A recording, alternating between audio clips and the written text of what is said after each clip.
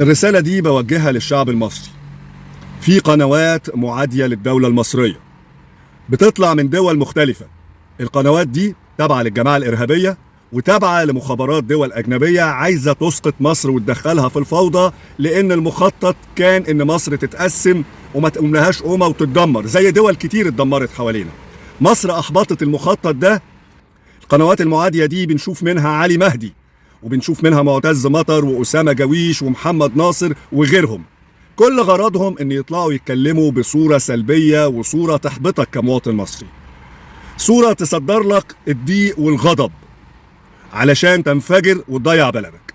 عندنا اخطاء، في اخطاء، والحكومة بتصحح الاخطاء دي وابتدت تعمل مشاريع قومية وحزم اقتصادية علشان تتغلب على المشاكل الاقتصادية. لكن احنا كمصريين لازم يبقى عندنا وعي ونبقى فاهمين كويس قوي ان خطورة اي حراك ثوري هيدمر البلد ومش هتقوم لها قومة تاني. العالم بيعاني من أزمة كوفيد 19 قعدت 3 سنين، ومن الحرب الروسية الأوكرانية، ومن التضخم، وده أثر على كل الظروف الاقتصادية في الدول كلها. مصر 120 مليون، وكمان جالها ضيوف من سوريا، من اليمن، من السودان بالملايين، حوالي 10 مليون.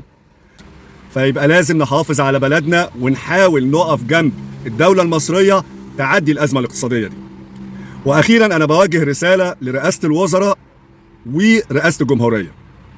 لازم يبقى عندكم فريق اعلامي يرد بصوره يوميه على كل الاكاذيب وكل التوجهات القذره اللي بتطلع من القنوات المعاديه لمصر. النهارده الموبايلات بقت في ايدين الناس اكتر من المشاهده للتلفزيون، وكل ده بينزل على السوشيال ميديا.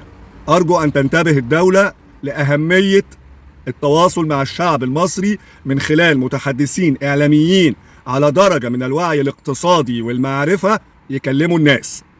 ربنا يحمي بلدنا. صباح الفل عليكم.